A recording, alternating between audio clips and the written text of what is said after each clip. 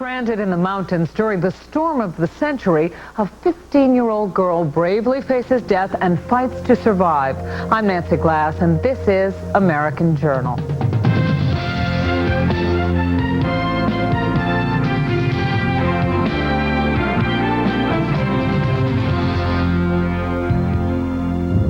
Out of nowhere, a raging blizzard, a teenage girl trapped with no way out, alone, afraid, and slowly freezing to death. I figured I was safe as long as I could count backwards from 20. One helpless girl's struggle to stay alive. Today, the miracle on the mountain. When the country music boom hit Branson, Missouri, so did a wave of shoddy construction. Now, after an American Journal investigation, it looks like the builders of Branson are finally facing the music. It's not unusual to find things wrong. What's unusual is to have buildings occupied with this serious type violations. This officer doesn't just pack a gun, he packs a puppet. I don't like being locked up in there. But some folks feel this policeman puppeteer can't do the job when his partner's a dummy. I think you are a disgrace. Thank you. The city of Hammond. Well, thank you for your honesty.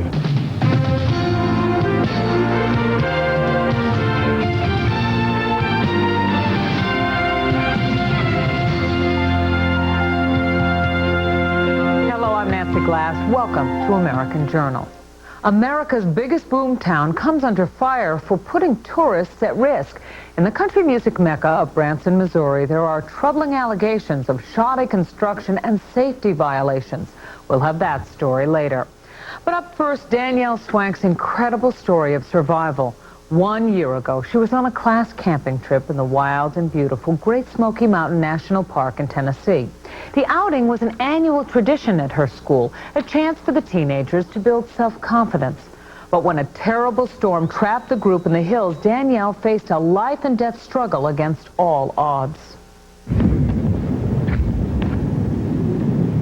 It was a year ago when the East Coast was pummeled by one of the worst storms of the century. Hundreds died and people were stranded from Cuba to Canada. The airport was cold. The monster storm hit hard in the Great Smoky Mountains. Snow fell an inch an hour and dumped almost 2 feet in a single day, catching campers at the national park unprepared. And that's what happened to the 117 students from the exclusive Cranbrook Kingswood Upper School outside of Detroit. They were on their school's 24th annual sophomore trip to the national park. Danielle Swank had mixed emotions about the outing. Yes. You hate it when you're on it, and then once everything's done, you love it and you wish you were back on it. The teenagers were at the end of their 10-day camping trip when the blizzard arrived. It started snowing Friday morning and intensified as the day wore on. It was tough for everybody to get through the drifting snow, but it was especially difficult for Danielle. She has asthma problems and was so fatigued she wasn't able to keep up with her group, even though she knew how important it was to stay together. A little guilty, kind of responsible, kind of I should have kept everybody together. By Saturday, the snow was relentless. The other students had gone on ahead, leaving Danielle with a teacher, James Woodruff. He decided he had to leave to get help. She was left alone in the mountains in the middle of a storm, but Danielle says she never thought about dying. It was so far-fetched. I mean, like, who at 15? I mean, everybody at 15 thinks they're immortal. The brave teenager spent the night all alone. No tent, no fuel. Her clothes were soaked. With my wool pants, they shrunk as we're hiking out, and so like around my ankle here, I had this thick like cup of ice that was like an inch thick.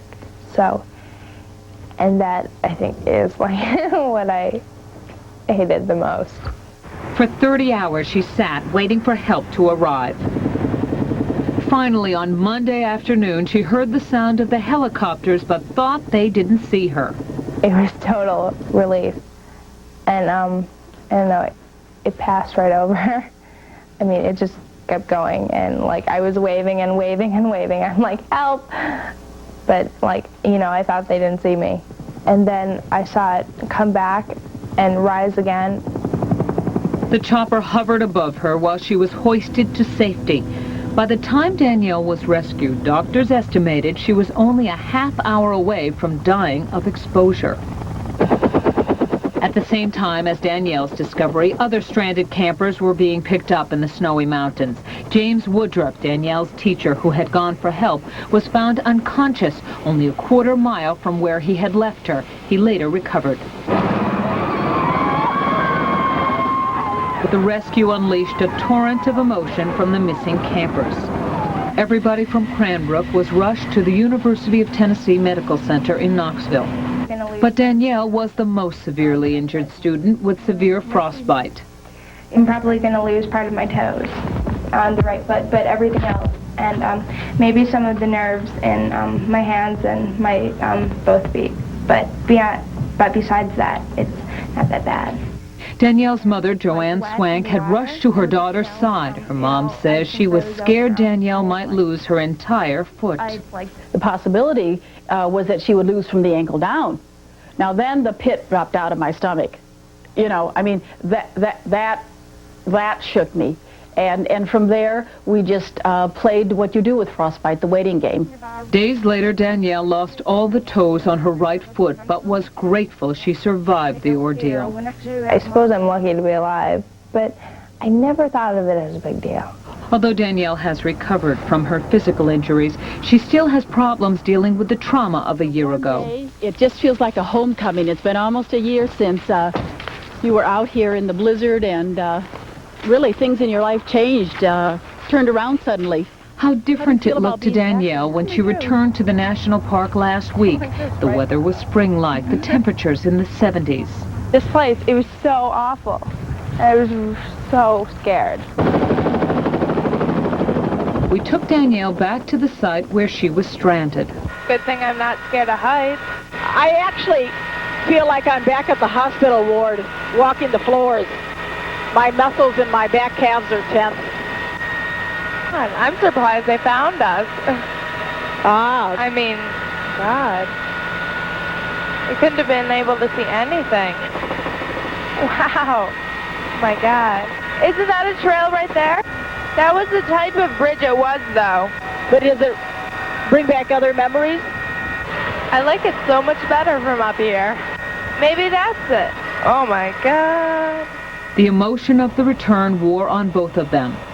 She put her head on my shoulder at one point, and that's a signal of healing. I was fine on a school trip, and then the next day I was in the hospital with, like, a frostbite, and I couldn't walk. Now, a year after her miraculous survival, Danielle uses her experience to motivate others. She is talking to church youth groups about her ordeal. Do you think that this experience was, like, helpful for you, like, later in life? It makes you stronger? Basically, get through whatever I need to get through, that it's okay.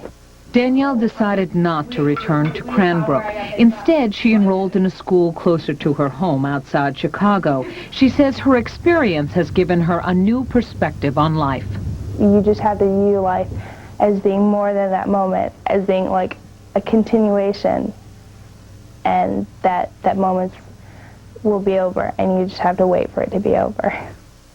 While Danielle was stranded, the only supplies in her backpack were peanut butter and Kool-Aid.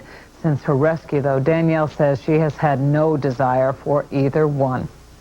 And when we return, a boomtown boondoggle. Millions of people visit this music mecca every year, but are the buildings in Branson safe? I believe there's a terrific safety problem. To construction workers and construction workers. Those people don't know what they're talking about if they say the buildings are not safe in Branson.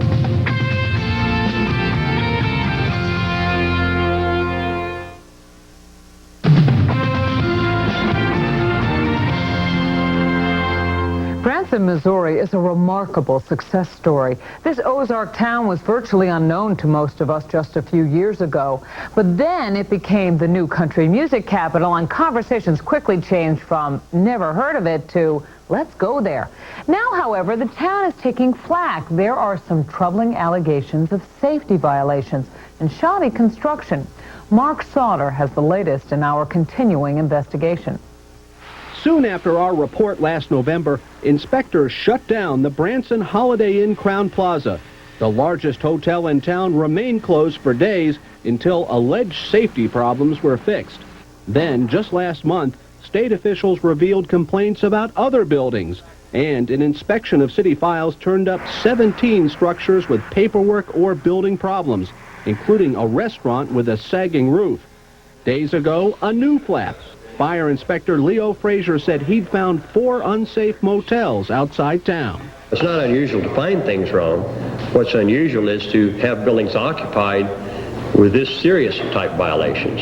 All this shows that state and local officials are finally facing the music, forced to deal with allegations that Branson's building boom has led to unsafe conditions. The problems were obvious even last year when local construction workers told us the building boom had zoomed out of control. I believe there's a terrific safety problem this summer. Not only to public safety, but to construction workers themselves. Construction workers. Over the last year, one Branson theater caught fire during construction, another fell down while it was being built, and Mickey Gilley's place burned to the ground. Those buildings were just part of a huge construction rush in and around Branson. Workers from across America, some allegedly unqualified, have converged on the town as building in the area increased nearly 1,000% over the last several years. So we decided to do a spot check on the quality of Branson construction. Our undercover photographer had no problem getting a job. Cool. When can I start? Right now. The first problems we noticed involved worker safety. Our man got no safety briefing and no hard hat. He did get a ride that a federal official says probably violated safety rules. He was lifted above ground in an open box with no safety rail, riding atop a load of trash without a safety belt. Was that supposed to happen? And seemed about to fall off. Oh, jeez! These were just some of the alleged safety violations we saw in Branson. But more important for the 5 million people expected to visit Branson this year, we were told of widespread shoddy construction and lax inspections. Those inspections are designed for safety, to ensure buildings have everything from working fire exits to enough strength to stand up in a storm. So how bad is it overall down here? It's a pit. Even last year, before the new safety problem surfaced, we were told the building rush had led to flawed construction.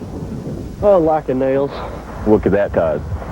Creaking and everything from creaking to falling out. What's been your experience when you try to do it right? Takes too long. They won't let you do it? Hurry up, nail it down. Yep. But town boosters like businessman Jim Thomas denied allegations of building problems. I'll put these buildings up against anything you got in New York City anytime. They kept denying it even after a scathing report from the Missouri State Board for Architects, Professional Engineers, and Land Surveyors. The board said this man, Mayor Wade Meadows, was part of the problem. There is a document from the state board, and it says Mayor Wade Meadows and other Branson city officials are jeopardizing the safety of all individuals who live or vacation in Branson, Missouri, by allowing buildings to be constructed which have not been designed by professionals nor properly inspected by building code officials. That is the strongest sort of charge against you and your town. Those people don't know what they're talking about if they say the buildings are not safe in Branson. The buildings in Branson are safe, and they've been inspected. Those denials worried Missouri's governor. I think we know that there is paperwork that is deficient, and there are probably inspections that did not occur, and of course that could create problems. The governor appointed a special panel to check Branson's buildings, but talks between the panel and the city broke down. Yet now, under the spotlight of bad publicity, Branson has promised to hire an outside expert to help resolve the safety problem.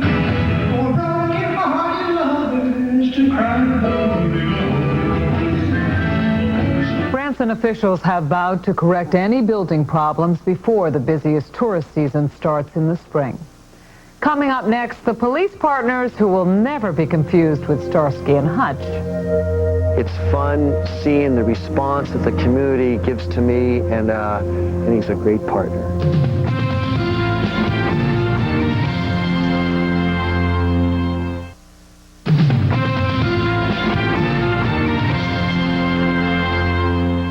Officer Bob Geary had been on the San Francisco Police Department more than 20 years. He was known as a no-nonsense type of cop. But then he did something that didn't make any sense to the top brass. Geary took on a new partner, and together these buddies in blue walked the beat. The problem was the captain. He didn't like Geary's partner. He thought he was a dummy. Tom Lewis explains. The story you are about to see is true. Sergeant Friday and his partner Gannon are famous TV cops who could count on each other through thick and thin, much like Starsky and Hutch, Cagney and Lacey, and Stone and Keller from the streets of San Francisco. But on the real streets of San Francisco, there's an offbeat pair of boys in blue that are just as inseparable. In fact, they're joined at the hip. I don't like being locked up in there. Bob Geary has been with the San Francisco Police Department for 24 years. He walks the beat in North Beach, armed only with his department-issue .357. But as the cop cliche goes, Bob is never alone because he always has his trusted partner Brendan O'Smarty by his side. Even by San Francisco standards, these partners make an odd pair. What do you know? Want to be my partner? I think he humanizes the police department. You know what's weird? Is you starting to look alike, you two. It's like, I mean, you spend a lot of time together, right? Bob and Brendan became a team when Bob's boss asked all of the officers in the department to find creative ways to communicate with the public. We have a lot of immigrants from the Pacific Rim that can't speak my language, I can't speak their language, but they certainly like Brendan, and they seem to warm up to me. In 1991, Geary spent $2,000 of his own money to buy his puppet partner. Bob had no illusions about being a convincing ventriloquist, but moving lips or not, he is effective. Have I seen you on TV? Yes. I think what you do is great. It's fantastic. Thank you. See you later, dude. Officers who work with the Unusual team at first didn't know what to think about Geary walking the streets with a puppet. But Bob Toomey says the force is with Geary and his 38-inch sidekick. It helps the rapport with the community and helps kind of take the Rambo out of the police and makes us more human, yeah. That doesn't stop them from clowning around with Bob and his buddy. They sometimes joke with me, like Brendan will be sitting on a desk and they'll put a cigarette in his mouth, or they'll hide Brendan. But amusement turned to anger a year ago when Geary's annoyed and embarrassed captain ordered him to axe the wooden dummy. I was told to get rid of the puppet. It made the department look stupid. But local news reports championing the beleaguered duo forced the captain to soften his stance. He agreed to let Geary keep O'Smarty as long as he got permission well in advance before taking the puppet out in public. I don't need permission to carry a gun, or need a permission to when to exercise good judgment in using a gun. Why would I need permission to exercise good judgment as to when I would carry a non-lethal tool such as a puppet? Man with a dummy, cop with a dummy. In protest, Geary went on a media blitz to gather sympathy and support for his plight. Do you think he's real? Sometimes, yeah. Really? Yeah, that's dangerous. It is dangerous. A year and $12,000 later, the hard work paid off. The public voted by a 2% margin in favor of the Puppet Patrol. But not everyone was supportive. I think you are a disgrace Thank you. to the city of San Francisco. Well, thank you for your honesty. Why is that? Because when you are a police officer, you are in the chain of command. That's point number one. And point number two, you are not a disruptive influence to your superiors. And that's what this man has gone out and done. Sheriff Charles Plummer works across the bay in Alameda County. The former police officer doesn't like the puppet police, but the problem isn't the puppet, it's his partner. I'm sure his intentions are great, but what kind of a society we're living in when the officers tell the chief, this is what you're going to do, Chief. I'm going to walk down this street whenever I want, carrying my dummy. This is my item of equipment. Sheriff Plummer also doubts Bob's effectiveness in an emergency if he's carrying Brendan. When I saw him walking down the street in the media with his hand up the dummy, inside the dummy to make it work, it was his right hand, his shooting hand, his gun was on the right side. And I thought, what the hell, how can this guy possibly react to something that occurs just at a moment's notice? I would set him aside much faster than another officer would abandon a cup of coffee and a donut. Bob has only drawn and fired his weapon once in the last few years, and since the call was threatening, Brendan was left behind. Is this the Last Supper? North Beach may not be any safer now that those smarties on patrol, but there's no question there's been an increase in friendly smiles. It's fun seeing the response that the community gives to me and to the puppet, how we serve them, and it's hey, it's a great city, it's a great department, and he's a great partner. And Bob Geary can drink water and make an arrest at the same time. And there have been rumors these two cops have been approached to do a movie. Bob won't say, and Brendan is especially quiet on the subject. There's more for you on American Journal when we return.